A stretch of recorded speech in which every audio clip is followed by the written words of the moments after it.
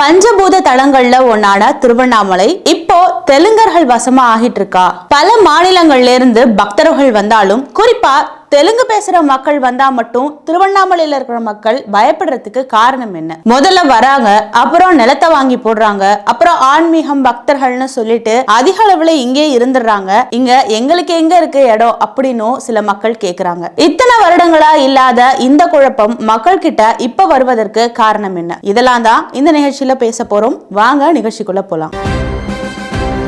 தமிழ்நாட்டின் பிரசித்தி பெற்ற ஆன்மீக தலமாகவும் பஞ்சபூத தலங்கள்ல அக்னி தலமாகவும் இருக்கக்கூடிய இடம்தான் திருவண்ணாமலை. தமிழ்நாட்டுல பிரசித்தி பெற்ற பல கோயில்கள்ல திருவண்ணாமலை அதிகம் பேசப்படுறது இதுல இருக்க சில சிறப்பு அம்சங்கள்னால. அதுல ஒண்ணுதான் கிரிவலம்னு சொல்லக்கூடிய சுமார் 14 கிலோமீட்டர் தூரத்துல இருக்கக்கூடிய ஆன்மீக பயணம். திருவண்ணாமலை கோயிலை சுத்தி 14 கிலோமீட்டர் தூரத்துக்கு பக்தர்கள் நடந்து போய் கிரிவலமா போய் அண்ணாமலையாரை தரிசிப்பாங்க. இந்த நிகழ்வு இன்னும் கூடுதல் சிறப்பா அங்க பார்க்கப்படுது. பல நூற்றாண்டு காலமாவே இப்படி கிரிவல பாதையில ஆன்மீக பயணம் மேற்கொண்டு பக்தர்கள் பல்வேறு மாநிலங்கள்ல பல்வேறு இடங்கள்ல இருந்து வந்து அண்ணாமலையாரை தரிசிக்கிறது வழக்கமா இருக்கு. தமிழ்நாட்டுல ஆன்மீக ரீதியா பல சுற்றுலா பயணிகள் வரக்கூடிய இடமாகவும் இந்த அண்ணாமலையார் கோயில் இருக்கு. இத்தனை வருடங்களா இப்படி ஒரு விஷயம் இருக்கும்போது இப்ப சமீபமான காலத்துல மட்டும் திருவண்ணாமலையில இருக்கக்கூடிய மக்களும் அங்க இருக்கக்கூடிய உள்ளூர் வாசிகள் பக்தர்களும் ஒரு குறிப்பிட்ட விஷயத்துக்கு சமீபத்துல ஒரு பயத்திலேயே இருக்காங்க. அதாவது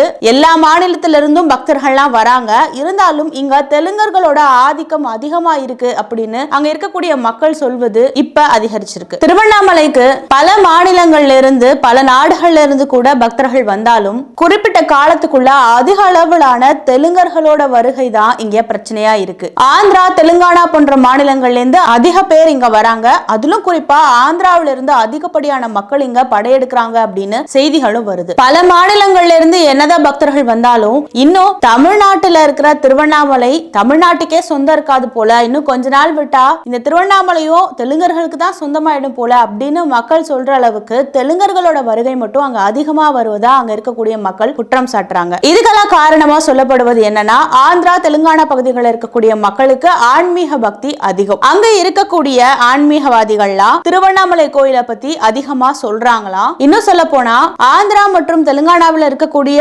ஆன்மீகவாதிகளே திருவண்ணாமலை கோயில ரொம்ப பெருசா அங்க இருக்கக்கூடிய மக்கள் கிட்ட சொல்றாங்களாம். திருப்பதிக்கு போய் தரிசனம் செய்தா கிடைக்கிற நன்மையை விட ரொம்ப அதிகமா திருவண்ணாமலையில தரிசனம் செய்தா கிடைக்குது அப்படிங்கிறது போல அவங்க அங்க பிரசங்கம் பண்றதாவும், அதன் விளைவா பல பக்தர்கள் ஆன்மீக பக்தர்கள் திருவண்ணாமலைக்கு படையெடுக்கிறாங்க.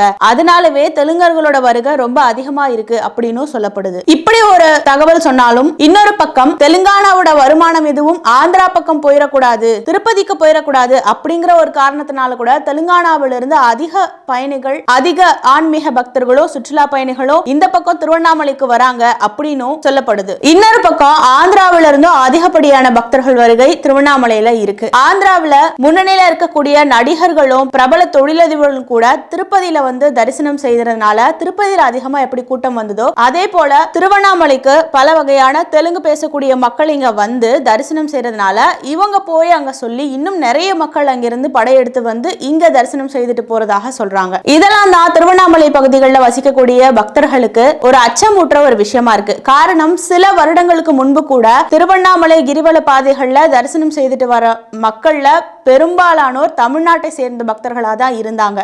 ஆனா இப்ப அதிகமா ஆந்திரா தெலுங்கானா பகுதிகளில் இருந்து பக்தர்கள் வராங்க. அது மட்டும் இல்லாம ஆந்திரா பகுதிகளில் இருந்து வரக்கூடிய பல தொழிலதிபர்கள் இங்க வந்து அதிகமான இடப்பகுதிகளை வாங்கி போட்டுறாங்களாம். அதன் விளைவா அந்த கோயிலை சுத்தி இருக்கக்கூடிய பல இடங்கள் சாலைகள்ல அவங்களோட நிலம் அப்படின்னு சொல்லிக்கிட்டு அங்க இருக்கக்கூடிய தமிழர்கள் கிட்ட இது எங்களோட நிலம், நீங்க என்ன இங்க வந்து வியாபாரம் பண்றீங்க அப்படின்றது போலலாம் பிரச்சனைகள் உருவாக்கப்படுது அப்படின்னு அங்க பகுதிகளில் இருக்கக்கூடிய மக்கள் குற்றம் சாட்டுறாங்க. கடை தான் உங்களுது, இடம் எங்களுது தான் அப்படின்னு சொல்லி திருவண்ணாமலை கோயிலா சுற்றி உள்ள அந்த சாலைகள்ல அந்த பகுதிகளில் கூட நிலம் வாங்கிய அந்த ஆந்திரா மக்கள்லாம் சொல்றாங்க அப்படிங்கிறதும் ஒரு குற்றச்சாட்டா இருக்கு. இன்னும் கொஞ்ச நாள் போனா திருவண்ணாமலையில இருக்கிற இடங்கள் அதிகமா எங்களுது தான், அதனால உங்களுக்கு இங்க இடம் இல்லைன்னு சொல்லிடுவாங்களோ, அந்த நிலைமைக்கு நாங்க போயிடுவோமோ அப்படின்னு கூட சில மக்கள் புலம்புவதை பார்க்க முடியுது. சமீபத்துல கூட ஒரு ஆன்மீக பக்தர் ஒருவர் வீடியோ வெளியிட்டு இருந்தாரு. அது பெரிய பேசு பொருளானுச்சு. அதுல அவர் என்ன சொல்லியிருந்தாருன்னா, திருவண்ணாமலைக்கு சில தெலுங்குக்காரங்கெல்லாம் வந்து படையெடுத்து வராங்க, தெலுங்கர்கள் தமிழ்நாட்டுக்காரங்களோட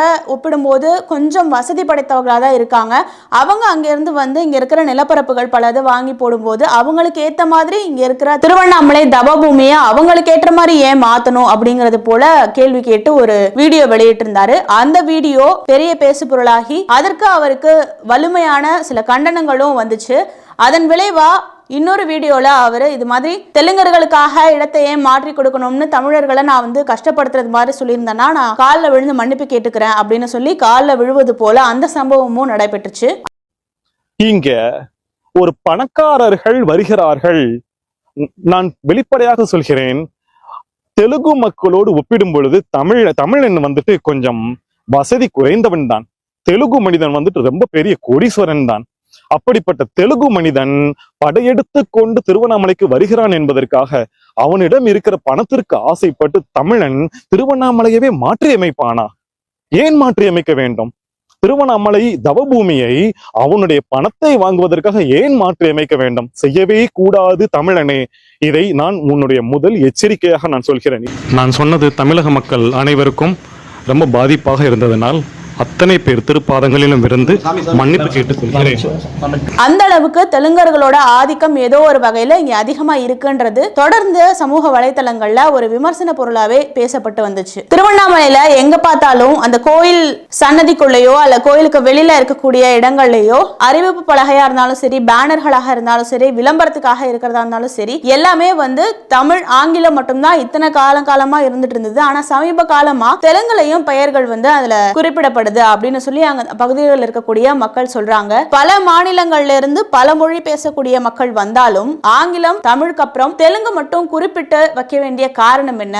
ஏன்னா அதிகமான தெலுங்கர்கள் இங்க வந்து தரிசனம் செய்யறதுக்காக தூரத்துல இருந்து வரும்போது அவங்க தங்கக்கூடிய விடுதிகள் உணவகங்கள்லாம் போறாங்கன்னா அங்க அவங்களுக்கு ஏற்றவாறு அவங்களுக்கு புரியுற மாதிரி தெலுங்கு பேசக்கூடிய ஆட்களை வேலைக்கு அமர்த்துறாங்க. அதன் மூலமா லோக்கல்ல இருக்கிற திருவண்ணாமலை பகுதியில் இருக்க உள்ளூர் வாசிகளுக்கு வேலை வாய்ப்பும் கம்மியா இருக்கு. அது மட்டும் இல்லாம பெரும்பாலும் தெலுங்கர்கள் வரதுனால அவங்களுக்கு தெரிஞ்ச மாதிரி தான் அவங்க புரிஞ்சுக்கிற மாதிரி தெலுங்கு மொழியில எல்லா அறிவிப்புகளும் கொடுக்கப்படுது அப்படின்னு பகுதியில் இருக்கக்கூடிய மக்கள் குற்றம் சாட்டுறாங்க. இதெல்லாம் பார்க்கும்போது தான் என்னதான் பிற மாநிலங்கள்ல இருந்து பிற நாட்டில இருந்து கூட நிறைய பேர் வந்தாலும் ஆங்கிலத்தை படிச்சு தெரிஞ்சுக்கலாம்ல, ஆனா ஏன் குறிப்பிட்டு தெலுங்குலன்னு வைக்கணும்? ஏற்கனவே இருமொழி கொள்கை தான் சொல்லிட்டு இருக்கிற தமிழ்நாட்டுல தெலுங்கு மட்டும் ஏன் கூட வந்து சேர்த்து வைக்கணும் அப்படின்னு சொல்லியும் சில விமர்சனங்களை முன் வச்சு மக்கள் இதை குற்றம் சாட்டிட்டு வராங்க. இன்னும் சமீபத்துல கூட திருவண்ணாமலையில கிரிவல திருவிழா நடந்த போது ஆந்திராவில இருந்து நிறைய பெண்கள் கோலாட்டம் ஆடி அதை கொண்டாடி இருந்தாங்க. அப்போ தெலுங்கு மொழி பாடல்கள் வாசிக்கப்பட்டு அதற்கேற்றவாறு அவங்க அங்க நடனம் ஆடி இருந்தாங்க. இந்த விஷயமும் திருவண்ணாமலையில இருக்கக்கூடிய உள்ளூர் வாசிகளுக்கு ஒரு அதிருப்தி கொடுக்கக்கூடிய விஷயமா தான் இருந்தது. திருவண்ணாமலை தமிழ்நாட்டில் இருக்கக்கூடிய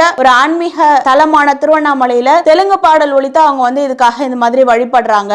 அதிக அளவுல இந்த வருடத்துல கூட தெலுங்கர்கள் தான் இங்க பக்தர்களா நிறைய பேர் வந்தாங்க கிரிவலத்துக்கு அப்படின்ற அளவுக்கு குற்றம் சாட்டுறாங்க. இருந்தாலும் இயல்பாவே ஆந்திரா தெலுங்கானா மக்கள்லாம் ஆன்மீகத்துல ரொம்ப நாட்டம் கொண்டு இருக்கிறதுனால அவங்க இங்க வந்துட்டு போறதுல அப்படி என்ன பெருசா இருக்க போகுது? ஒரு பக்தர்களா ஆன்மீக ஈர்ப்புல தானே அவங்க இங்க வராங்க. அது மட்டும் இல்லாம திருவண்ணாமலையில கோயில் வழிபாடு, கிரிவலம் இதெல்லாம் தாண்டி சித்தர்களை சந்திக்கக்கூடிய வாய்ப்பு இருப்பதாகவும் ஒரு நம்பிக்கையில அதிகப்படியானோர் இங்க இந்த பக்கம் வராங்க. அப்படி இருக்கும்போது இதை ஒரு ஆன்மீக தலமா பாவச்சுதானே அவங்க வரத்துக்கு அதிகமா வாய்ப்பு இருக்கு அப்படின்னும் சில பேர் பேசுறாங்க. இருந்தாலும் அந்த பகுதியில அதிகமா நிலம் வாங்கி போடுறாங்க, மண்டபங்கள்லாம் இருந்தா அதை வாங்கி போடுறாங்க, கோயிலை சுத்தி நெருக்கமா பல இடங்கள் அவங்க வந்து வாங்கி போடுறாங்க. அது மூலமா அதிக பேர் இங்க வந்து இருக்கிறாங்க. தெலுங்கர் ஆக்கிரமிச்சிருவாங்களோ அப்படின்ற ஒரு கருத்தும் அங்க இருக்கக்கூடிய மக்கள் கிட்ட இருக்கு. அது மட்டும் இல்லாம திருவண்ணாமலையில இருக்கக்கூடிய சில ஆன்மீக நாட்டமுடையவர்கள்லாம் என்ன சொல்றாங்கன்னா, இன்னும் கொஞ்ச நாள்ல திருவண்ணாமலையே கை மாறிடும், தமிழ்நாட்டுக்கு சொந்தமா இருக்காது,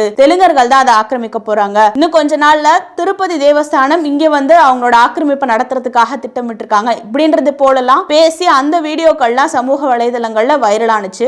கூடிய விரைவில் நம் அண்ணாமலையார் நம்மளை கைவிட்டு போகிறார். திருப்பதி தேவஸ்தானத்தை வந்து இங்க ஆக்கிரமிப்பு செய்ய போகுது. திருவண்ணாமலை வந்து திருப்பதியாக மாற போகுது. தமிழ் எழுத்துகள் இன்னும் 5-6 வருடங்களுக்கு காணாம போகும். அனைத்தும் தெலுங்குல தான் பார்க்க போவீங்க. இந்த வந்து அத்தனை ஆந்திரக்காரனும் பூரா மண்டபம் வாங்கிட்டான், கல்யாண மண்டபம். எல்லா பாதையில இருக்கிற இடங்கள அவன் ஆக்கிரமிப்பு பண்ணிட்டான். பொருளெல்லாம் இங்க விக்கிறேன்னு கேக்குறோம். குடி நம்பு அங்கடி நிம்புன்றான். நான் சாபம் கொடுத்து வந்து மண்ணடிச்சு சாபம் கொடுத்துட்டு வந்தேன்.